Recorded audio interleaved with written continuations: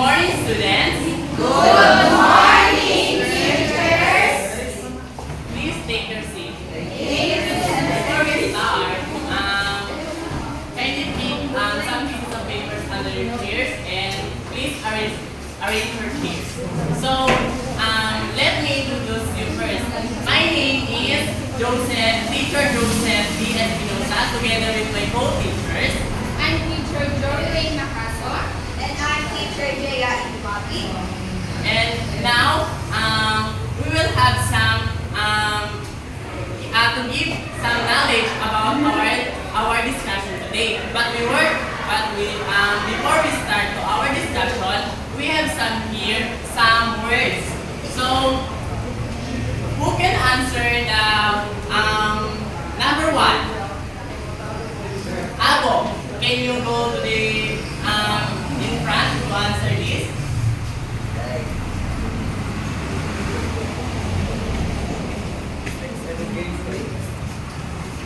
Correct. Thank you, Abo. Number two. Laipa.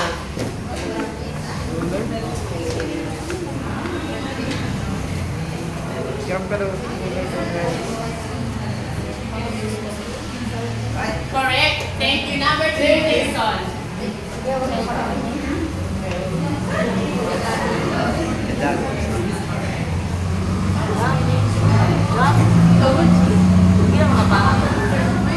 Wrong. Wrong, Jason. Who can help Jason? I'm sorry, Jason, but your answer is wrong.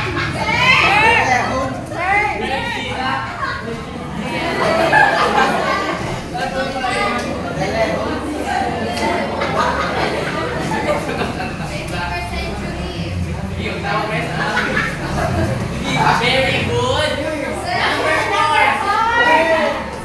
Marta, can you go in front to answer number four? Ready.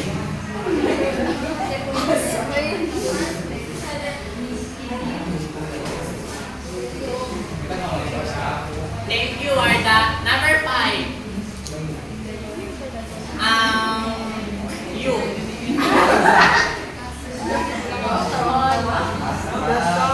It's okay to have some funny moments.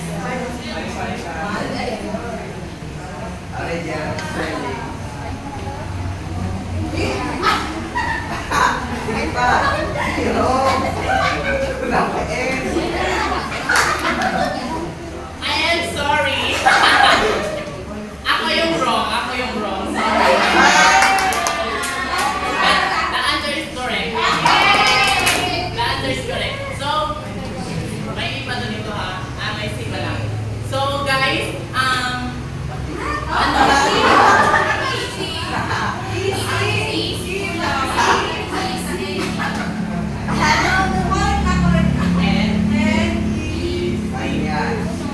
So guys, sino may ideas kung bakit ito yung mga words namin for today? Jason.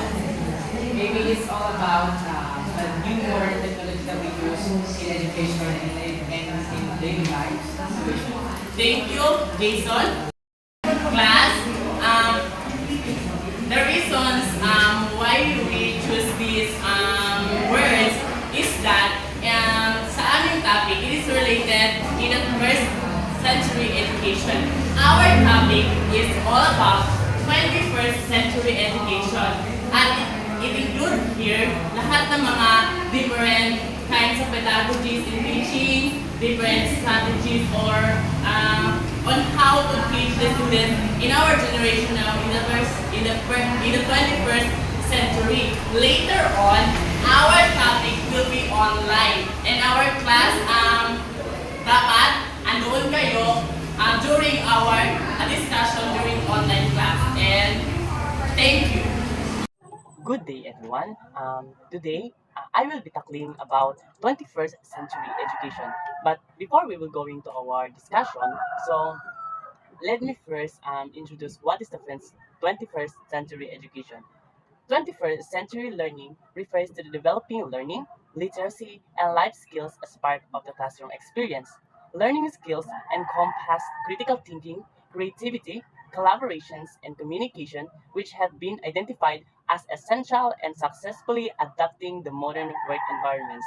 So, as we see or as we experience now, we are in the 21st century education, which means the various way on how to teach the students is more it has the what do we call this student centered, which means the student centered is means the students will develop themselves to these generations, which means it is increasingly diverse, globalized, and complex media saturated society, which means the 21st century, it is unglobalized, which means globalized, gaya ng sinabi ko kanina, the 21st century is now focused on the technological generations, which means the various teaching methods using the different kinds of technology, including the methods on how the teachers will teach the students on how to develop the students, to develop the on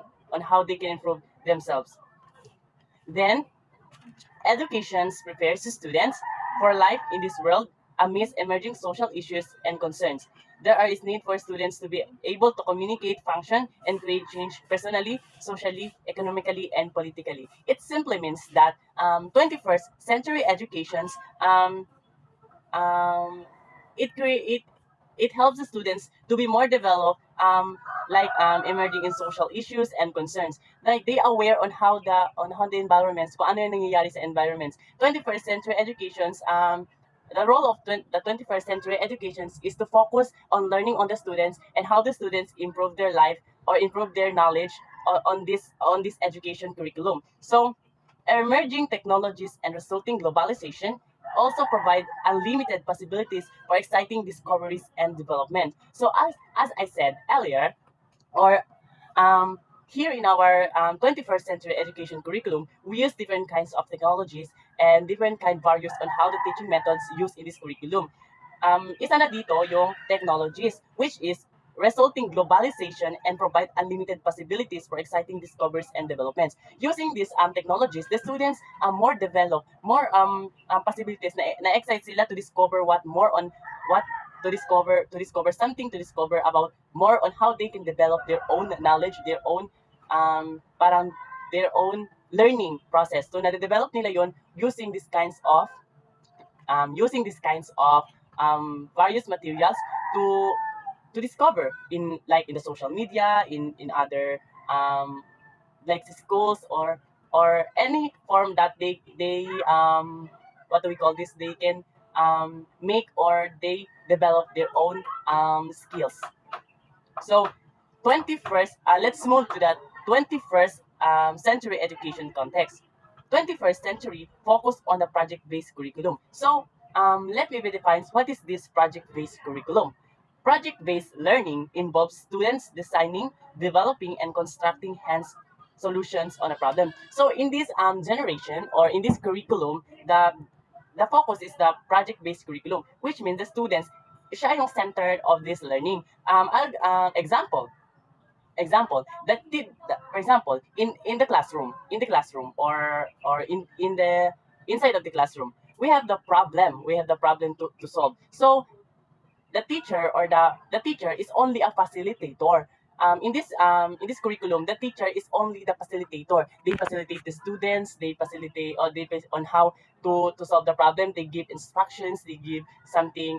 Instruct the students on how we're going. But the students will create. The students will solve. The students will discover kung ano yung gagawin nila to solve the problem. It simply means that the teacher has the role to facilitate, not to do the work, not to do the activities, but to instruct them. So the students will create, will build, will discover, will answer, will develop their own critical thinking skill or the higher critical thinking skills, so that the students will learn. So the students will develop themselves in order to create a new knowledge about the self discoveries. Yes, self discoveries. Create their own thinking skills like that. So this has become the innovation in education from textbook purpose-driven, teacher-centered, paper and pencils is schooling into a better understanding of the concepts of knowledge and a new definition of the educated person. So let's move to the past generations or the past curriculum.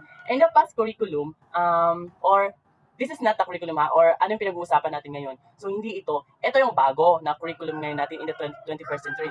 Let's say in the past curriculum nila. So in the past curriculum nila, they use it means the teacher centered, or yung teacher ang natuturo, teacher pa ang gumagawa, teacher pa ang nagbibigay ng instruction. Parang the role of the students is parang listen and learn kung ano yung makukuha nila sa tinuturo ng teacher. So the teacher use the textbooks, pencils, and mga schooling on how to teach the students. But in this curriculum, it is the opposite of the past curriculum. In this generation, parang dito na papasok yung student center, which means the opposite of the past curriculum. Student center, which means the students na yung gagawa ng mga ikaka-improve ng sarili nila, which means for example, ngayon as I said earlier, yung teacher is mag-instruct lang ng gagawin ng mga students, but the students will create, will discover, and will anong tawag dito, yung gagawa ng para ma-discover nila yung mga dapat i-improve man nila sa sarili nila. So yun ang pagkakaiba ng past curriculum and the 21st century curriculum. Teachers will transform their role from being dispensers of information to becoming facilitators of learning and help students translate information into knowledge and knowledge into wisdom. So, gaya ng sinabi ko kanina, the teacher is a facilitator. In this generation, the teacher is only the facilitator. Dapat hindi na siya magtuturo man siya sa loob ng klase or in the classroom environments, pero dapat hindi niya gagawin lahat kung ano yung mga ginagawa ng mga estudyante. Dapat he or she will only instruct them kung ano yung gagawin, and the students, hayaan nila sa students kung ano yung gagawin nila to be able the students improve themselves. Then therefore, the 21st century will require knowledge generation, not just information delivery. And schools, we need to create a culture of inquiry. So, what is this culture inquiry? Kung sinasabi dito, dapat yung in the 21st century, the school will create a culture of inquiry. Culture of inquiry, parang ito yung gagawin nilang dapat the students will discover. Parang ano na nga yung inquiry, dapat yung students ang mag-inquire, yung students ang mag-discover, yung students ang mag-improve sa kanilang sarili. So the role of the schools is the role of the school, or the role of the facilitators of the school. So facilitate them kung ano yung gagawin, instruct them, then yun, hayaan na sa mga students na gawin ang nararapat to improve their skills, to improve their higher thinking skills, to improve their knowledge, to improve their strategy on how they were going to do, to be able to improve themselves, to be able to have a good, more knowledge to get, more discoveries to get, more experience to get, like that. Learners will be adaptive to changes. So, learners will be adapted to changes. It means kung example, now nagtuturo yung teachers. So sa exam, nagtuturo yung teacher sa exam. Tapos if the students failed the exam, dito na ipapasok na adaptive changes. In the 21st century, ini-encourage ng teachers or the facilitators to na magiging isa to sa mga skills ng mga estudyante na magiging adaptive to changes. Kung ano yung nagawa nilang failure, they have the possibility to change that. Parang gagawin ko to in the next kasi na-fail ako ngayon, dapat sa next hindi. It is a kind of possibility na meron sila sa kanilang to be an adaptive changes sa kanilang self. So example, meron kang failure na yun. So, yung failure na yun, it will be not a hindrance to your success, or like that. So, it changed to a positive mindset na gagawin mo yung next step to improve kung ano man yung failure na nagawa mo in your past. So, hindi yun magagawa ng bata kung hindi tulong ng facilitators o ng teachers. So, the changes have implications for teachers. The facilitators have the role. So, first is the teacher must discover student interest. So, dito pa lang sa the teacher must discover the student interest, dapat alam niya na kung ano yung gagawin niya. Dapat malaman niya dapat kung interesado ba yung teacher, yung bata to improve the skills of his own. Dapat kung ano ba yung gagawin niya, strategy to malaman niya na yung bata is interested sa pag-aaral. Then, number 2, they must instill curiosity, which is fundamental to lifelong learning. So, andun pa rin, kung interest ka malaman na interested ba yung bata, dapat hindi mawawala sa yung curiosity mo sa isip mo. Then, number 3, they must be flexible in how they teach. So, as a facilitator, dapat ito talaga yung various pedagogy or strategy na gagawin ng teacher. Dapat flexible sa pagtuturo. Flexible siya in different various kung ano man yung gagawin niyang strategy. Strategy to teach, strategy, dapat consider the boundaries of the differentiation of the students. Kung ano man yung mga different kinds of paano ma-learn yung mga students, dapat isa ito na dapat i-consider ng facilitator yung pagiging facilitator niya. Dapat look the differentiations of every students and teach under sa kanyang kinds of difference sa bawat members of the students. So the fourth is that they must excite learner to become more resourceful. So dapat yung facilitator dapat siya mismo nagbibigay ng excitement sa mga students to be able the students to create more something excitement sa kanilang pag-aaral, sa kanilang discoveries, sa kanilang mga gagawin na activities or something mga other kinds of para ma-learn yung mga students. Dapat the facilitators first na dapat encourage them to engage and give them an excitement para sa kanilang discoveries and learning. So let's move to the 21st century curriculum. So it has the critical attributes that are interdisciplinary, project-based, and research-driven. It is connected to local, national, and global communities in which students may collaborate with people around the world in various projects. So in this 21st century, or also known as the technological generation curriculum, so andito talaga papasok yung different kinds of technologies na gagamitin in the various teaching. So the students can collaborate with others using these different kinds of methods.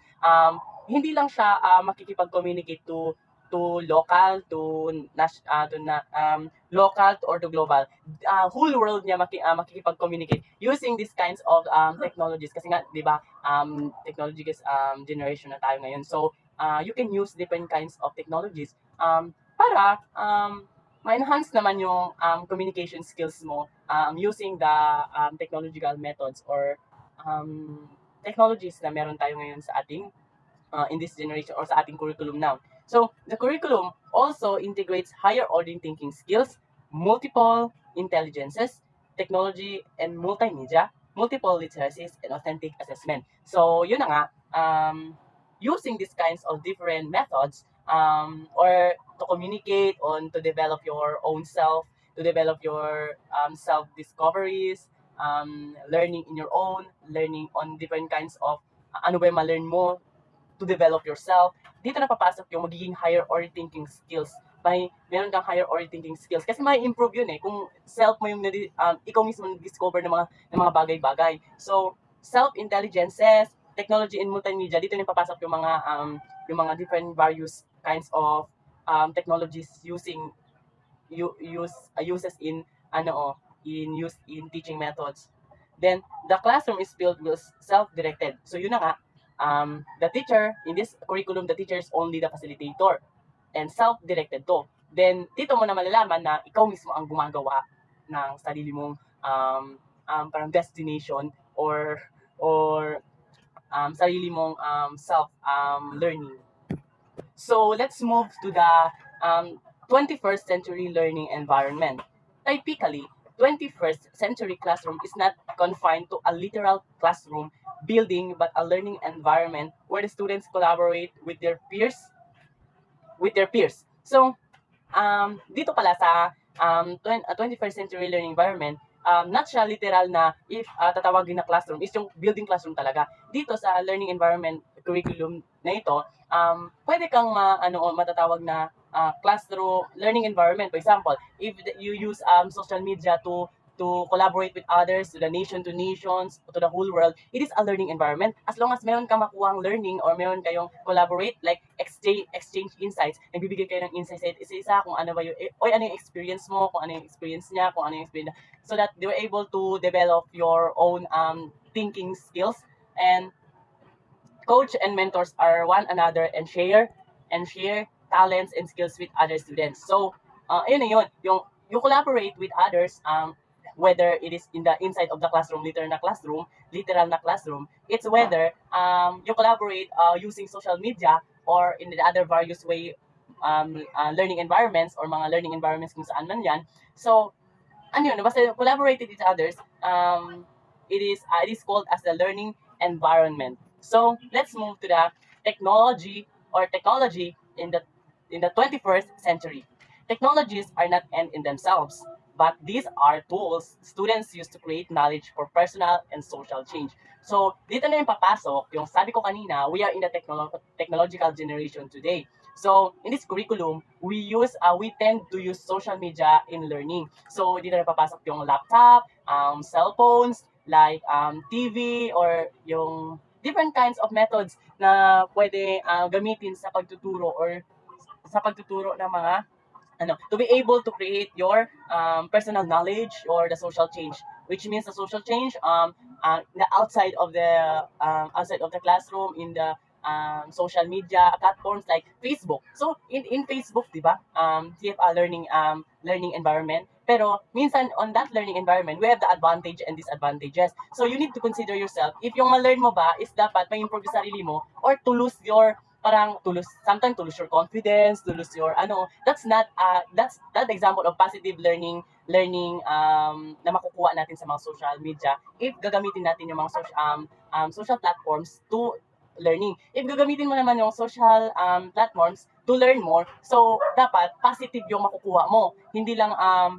Hindi papasok doon yung mga negative effects para sa iyo. For example, doon sa social media platform, makuha mo yung something dapat be flexible, dapat be mindful, dapat think before you click, like that. O it's a kind of positive impacts ng learning environment gaya ng mga social platforms. So ganun. So we always remember that using these kinds of technology, using these kinds of methods in the various ways of learning and teachings, we need to consider the positive impacts and the negative impacts.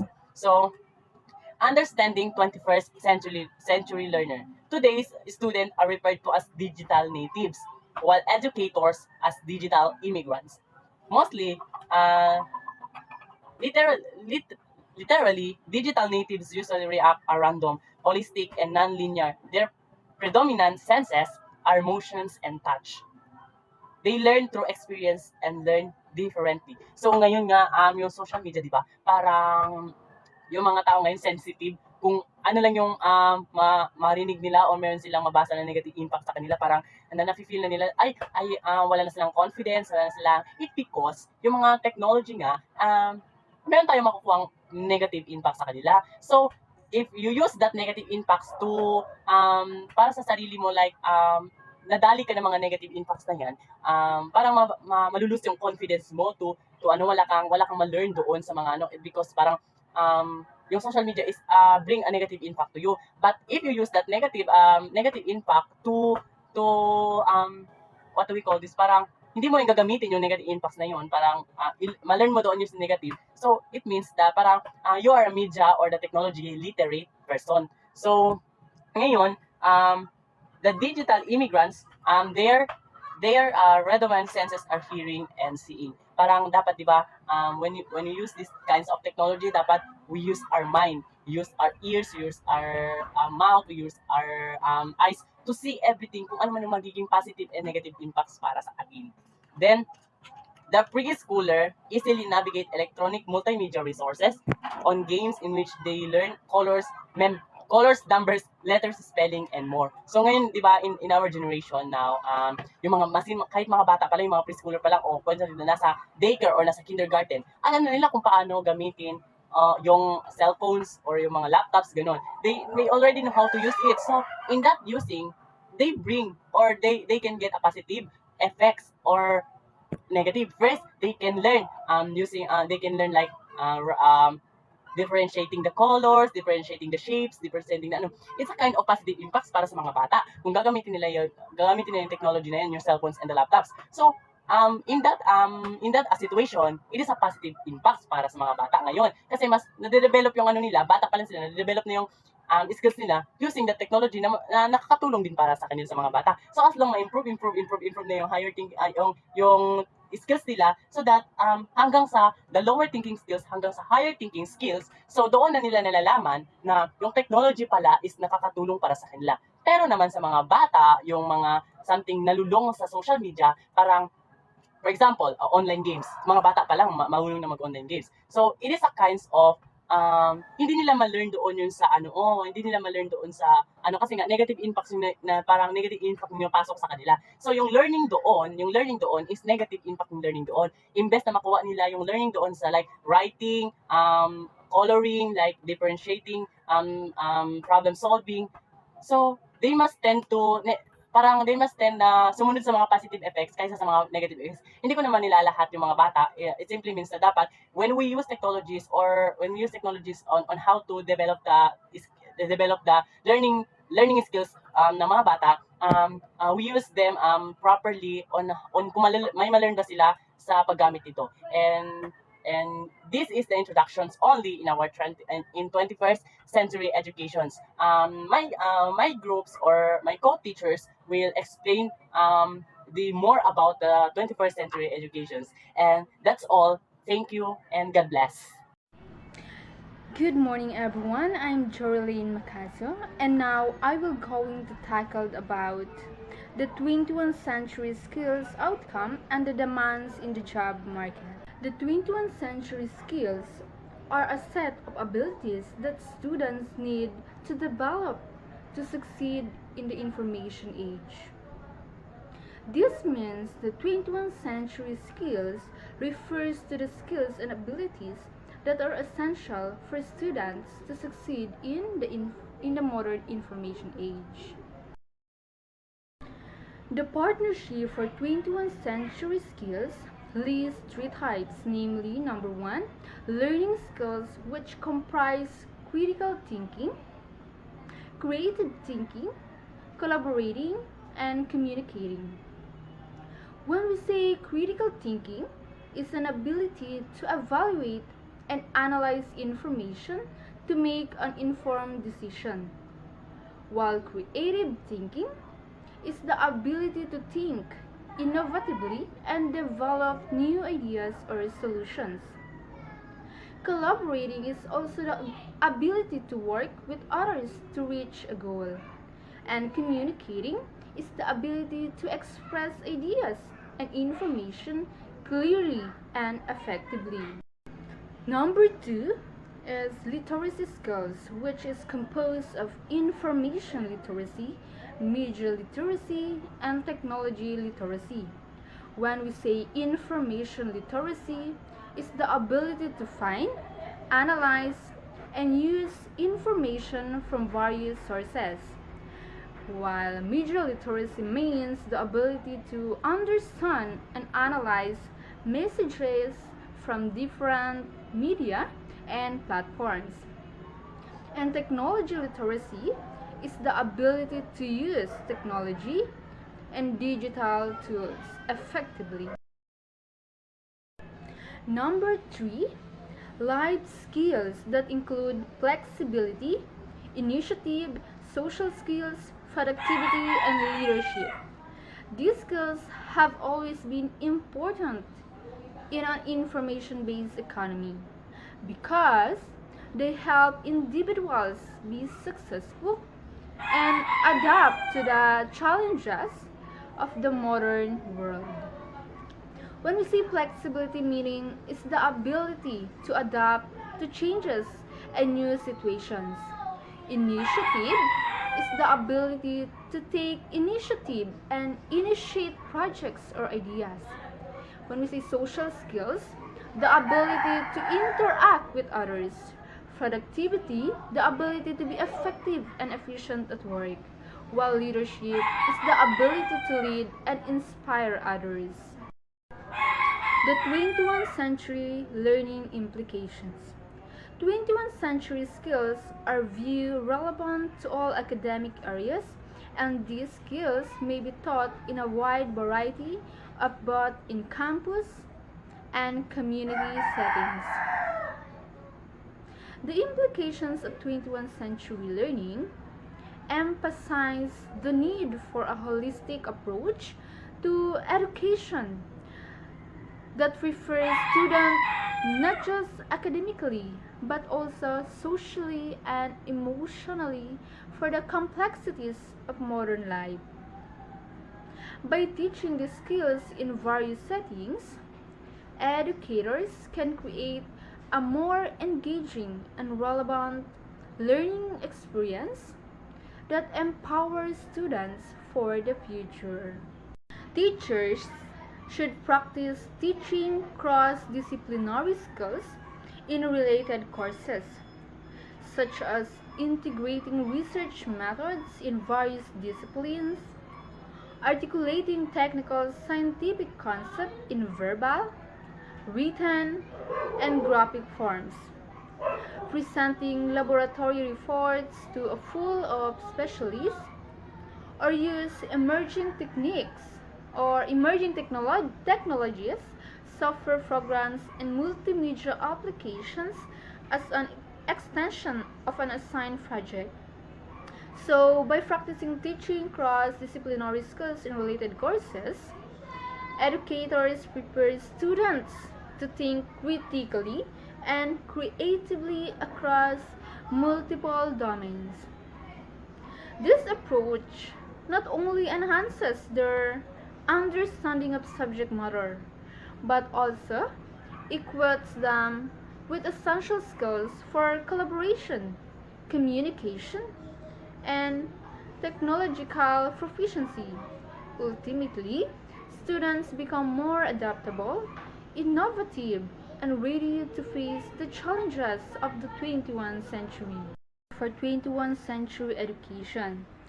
Before 21st century education and 21st century education. So, before 21st century education, it focuses on time-based. So, when we say time-based, just like for example, ang isang estudyante ay nag-aral ng 8 oras sa isang araw. So, ang pagtuon ay sa dami ng oras na ginugol sa pag-aaral, hindi sa resulta. Sa 21st century education ay outcome-based. Halimbawa, ang isang estudyante ay nakakuha ng mataas na marka sa isang pagsusulit. Ang pagkakaiba ng time-based at outcome-based ay ang time-based ay mas madaling ipatupad, ngunit hindi laging tumpak na sumasailalim sa pagiging epektibo. Ang outcome-based naman, mas mahirap ipatupad, ngunit mas matumpak na sumasalamin sa pagiging epektibo. Yun yung pagkakaiba nila o pagkakaiba. Bilang sa before 21st century education is focuses memorization and discrete facts. At sa 21st century education naman, focuses what students know, can do, and are like after all the details are forgotten. Sa memorization and discrete facts is students study and memorize specific information, but they not understand it or apply it to a real situation. So focuses what students know, can do, and like after all the details are forgotten is students develop a deeper understanding that they can use even if they no longer remember specific details. Sa lower order thinking skills in Bloom's taxonomy, such as knowledge and comprehension, belongs to 21st century education at higher order thinking skills or metacognition, such as application, analysis, synthesis, and evaluation I belong sa 21st century education. Sa lower order thinking skills, in Bloom's taxonomy, such as knowledge and comprehension, they are focused on remembering and understanding information but not yet analyzing in depth. Sa higher order thinking skills, they require a higher level of thinking and the ability to invent, analyze, and evaluate information. Before 21st century education belongs textbook driven, so teaching is based on textbook contents.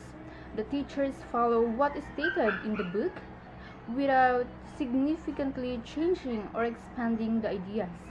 Sa 21st century education naman is research driven. So teaching is focused on research results and actual data. Teachers motivate students to explore, research, and generate their own knowledge from a variety of sources. Active learning. The students actively participate in the learning process, such as discussions, project development, and other interactive activities. In a passive learning, students only receive information from the teacher or the book without actively participating in the learning process. Before 21st century learners work in isolation and confined in the classroom or walled classroom, which means students work alone in the classroom and do not interact with others. Their learning is limited to their own experience. So 21st century education learners work collaboratively with classmates and others around the world or global classroom, meaning students work together with their classmates and interact with other people around the world. Their learning is broader and richer because of different perspectives and ideas. Teacher-centered. Teacher is dispenser of knowledge, information, and attention. So the teacher is the center of the teaching process. He or she gives the information and the students only receive. The focus is on the teacher and his methods. Student-centered teacher is facilitator coach of student learning students or the center of the learning process. The teacher acts as a facilitator who motivates students to be active in their learning and develop their own knowledge and skills. Good day, everyone. I'm your teacher, Jaya Idumapig. So, this day, my lesson is all about the critical attributes of 21st century education. So, education continuously changes dramatically throughout time. So, there is a paradigm shift in the way teaching and learning is delivered. Therefore, the 21st century teacher needs to develop essential knowledge, skills, and values in order to cope with these changes and address students' needs. This is the following are 8 attributes of 21st century education in their implications. So, number 1 is integrated and interdisciplinary. So, this is a critical attribute, implies the need to review the curriculum and create strategies infusing different subjects toward enhancing the learning experiences of students. So, it means is integrated and interdisciplinary. So, this curriculum should be designed to connect different subjects and foster a holistic understanding of concepts. So, this can be achieved through project-based learning, cross-curricular units, and real-world problem-solving activities. Number 2, technologies and multimedia. So, it implies a need to acquire and use computers and multimedia equipment in the design of technology plan to enhance learning at its best. It means schools and teachers need to be equipped with the necessary technology and digital literacy skills to effectively integrate technology into the learning process. So this includes using online resources, educational software, and digital tools to enhance learning experience. Example, the online meeting. So, ang mga bata ay kailangan na ma-enhance ang kanilang sarili para magkaroon sila ng kaalaman kung paano gumamit ng mga teknolohiya at lalo na sa mga teacher, di ba, yung need na projector na ngayon para mas madali nating maintindihan lalo na sa mga bata. Number 3, the global classroom. So, this critical attribute implies the need to include current global issues, concerns such as peace and respect for cultural diversity, climate change, and global warming in classroom discussions. It means the global classroom, so education should foster global citizenship by exposing students to diverse cultures, perspectives, and global issues. So this can be achieved through international collaborations, virtual exchanges, and the study of the global events and challenges. Number 4, the creating, adapting to constant personal and social change and lifelong learning. So this means that teachers should facilitate students learning even beyond academics. So therefore, it should not end with requirement compliance and passing the exams, but also for transferring and applying knowledge to a new context or real-life situation. So, as such, the curriculum should be planned in such a way that students will continue to learn even outside the school for life. So it means education should prepare students for a rapidly changing world by focusing on critical thinking, problem solving, and adaptability. So lifelong learning should be emphasized, and students should be equipped with the skills to continuously acquire new knowledge and skills throughout their lives. Number 5, the student-centered. So education in the 21st century is focused on the students as learners while addressing their needs. So, number 5, the student-centered, it means education should prioritize the needs and interests of students, fostering a personalized and engaging learning experience. So, this can be achieved through differentiated instruction, collaboration learning, and opportunities for students to take ownership of their learning. Number 6 is the 21st century skills. So, this education in the 21st century demonstrate these skills needed in becoming productive members of society. So, beyond learning the basic skills of reading, writing, and numeracy, students should also develop life and work skills in 21st century communities, such as critical and creative thinking, problem solving, and decision making, and ICT literacy and skills. So, therefore, it implies that teacher possesses these skills first before their students. It means, education should focus on developing essential skills that are relevant to the 21st century, such as creativity, communication, collaboration, critical thinking, and problem solving. So these skills are essential for success in the modern workplace in society.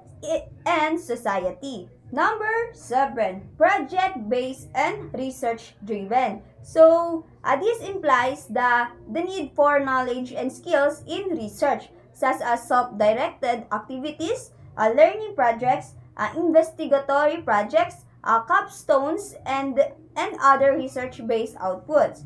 It means learning should be experiential and project-based, allowing students to apply their knowledge to real-world problems and develop critical thinking skills. So research-driven or learning can also foster curiosity, inquiry, and a love for learning. The last number is the 8R. It's all about the relevant, rigorous, and real world. So it implies the use of current and relevant information linked to real life situation and context. So it means education should be relevant to students' lives and the world around them. So it should also be challenging and rigorous. Kumbaga, rigorous means mahigpit po siya, preparing students for higher education and future careers. So by connecting learning to real world applications, students can see the value and relevance of their educations. So class, this is my last topic, the characteristics of a 21st century teacher. So the 21st century teaching learning environment becomes more complicated, brought by technological changes. So therefore, teachers should be able to cope with and adapt to these changes. So thus, teachers must be equipped with attributes, knowledge, and skills critical to 21st century education so that they may be able to integrate them in their teaching. So 21st century teachers are characterized as number one is multi-literate. Teachers know how to use various technologies in teaching. Example, a teacher who can create a engaging presentation using multimedia. So teach students how to use coding languages and facilitate discussions about the impact of social media. Number two is multi-specialist. So teachers are not only knowledgeable in the core subject they teach but also in other areas so that they can help the learner build up what they gain in the classroom and outside the school and make sense of what was learned. Examples, history teachers who also has a strong background in geography and economics. So, allowing them to provide a more comprehensive understanding of historical events. So, this means that the teacher is multi-specialist who possesses expertise in various subject of areas beyond their primary specializations. Number three is multi-skilled. So it means teachers cope with the demand of widening learning opportunities by being skillful and not just in teaching but also in facilitating and organizing groups and activities. So examples, a teacher who can effectively use different teaching methods like lectures, group work, project-based learning. So troubleshoots technical issues in the classroom, and build positive relationship with students and parents. So it is a multi-skilled. 4 is self-directed. Self-directed, it means teachers are responsible for various aspects of school life and know how to initiate action to realize that learning goals of the students and the educational goals of the country at large. So, example of self-directed is a teacher who creates a personalized professional development plan. So, it attends conferences and workshops and actively participates in online learning communities. Number 5 is lifelong learner. So, it means teachers embrace the ideal that learning never ends. So, therefore, teachers must be constantly updated on the latest information related to their subject and pedagogic trends. So, this should also share with their learning with their students and collage with a high sense of professionalism. Example of lifelong learning. So, a teacher who stay up to date on the latest education research, explores new teaching methods, and is always seeking seeking to improve their practice. Number 6 is flexible. It means teachers are able to adapt to various learning styles and needs of the learners. So they can facilitate learner-centered teaching with flexibility using alternative modes of delivery. Examples of flexible: a teacher who is able to modify lesson plans to accommodate students with different learning styles, adjust to changes in technology, or respond to unexpected events in the classroom. 7 is creative problem solver. So it means teachers create innovative ideas and effective solutions to the arising problems in the field. So be it in the classroom, in the school, or the profession as a whole. Examples of creative problem solver: a teacher who creates engaging and relevant learning experiences. He finds creative ways to motivate struggling students, or develops new approach to teaching complex concepts. Number 8 is critical thinker. So it means teachers are critical thinkers as they encourage students to reflect on what they have learned and rekindle in them the desire to ask questions, reason out, prove, and establish their own knowledge and belief.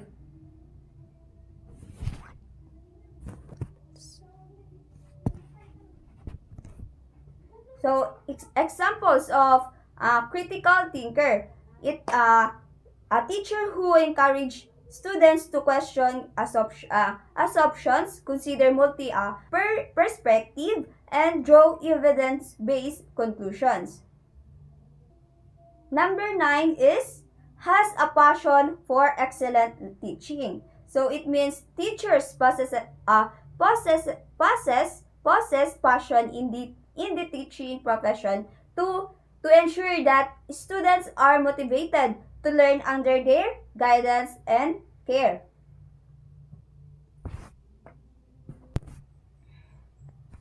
Example of has a passion for excellent teaching. So, a teacher who goes above and beyond to create a positive and supportive learning environment. So, it inspires students to reach their full potential, and it's always seeking to improve their teaching practice. The last number is high emotional quotient, or EQ. So it means teachers do not just have the head, but also the heart to teach. So teaching is emotionally taxing, but an influential job as it involves interaction with human beings. Examples of high emotional quotient. So a teacher who can understand and responds to students' emotions. So it means it builds strong relationships with their parents and manage stress effectively. So that's all topics that I discuss you. So I hope you understand of my lesson, and that's all. Thank you. Good day everyone, this is Teacher Ann. Today I will going to introduce to you the common 21st century technology tools for learning. So as a teacher for 21st century, no one can really escape from the reality that we are now in a borderless society. So it is therefore important that we should know the different technology tools for learning to respond to the needs of the 21st century learners and the demands of the times. So the followings are the common 21st century technology tools for learning. Affinity groups. These are groups or communities that unite individuals with common interests. Electronic spaces extend the range of the possibilities for such groups. Blogs. Weblogs or blogs are interactive websites often open to the public that can include web links, photographs, and audio and video elements. E-portfolio. It refers to the student's work that are generated, selected, organized, stored, and revised digitally. Often, electronic portfolios are accessible to multiple audiences and can move from one site to another easily. Hypertext. These are electronic texts that provide multiple links and allow users to trace ideas in immediate and idiosyncratic direction. Hypermedia adds sound, video, animation, and virtual reality environment to the user choices. Podcast. These are digitalized audio files that are stored on an internet and downloaded to listeners' computers or most likely MP3 players. The term podcast comes from iPod, the popular MP3 player. Web 2.0. This refers to a second generation of web-based communities that demonstrate the participatory literacies that students need for 21st century. MySpace. It is a social networking website that offers an interactive user-submitted network of friends, personal profiles, blogs, groups, photos, music, and videos internationally. Students can also rate professors, discuss books, and connect with high school and college classmates here. Second Life. It is an internet-based 3D virtual world that uses avatars to explore, socialize, participate in individual or group activities, create and trade items and services. Semantic Web. It is an extension of the current web that puts data in a common format so that instead of human working with individual search engines to locate information, these engines themselves feed in a single mechanism that provides this searching on its own, sometimes called Web 3.0. This technology enables integration of virtuality, all kinds of information for more efficient and comprehensive retrieval. Webkins. It is an internet simulation wherein children learn pet care and other skills. Wiki. It refers to the software that fosters collaboration and communication online. Wikis also enable students to create, comment upon, and revise collaboration project. One of the most prominent is Wikipedia, an online multilingual free content encyclopedia. YouTube. It is a popular website for video sharing where users can upload, view, and share video footage, including movie clips, TV clips, and music videos, even student-produced videos. Google Docs.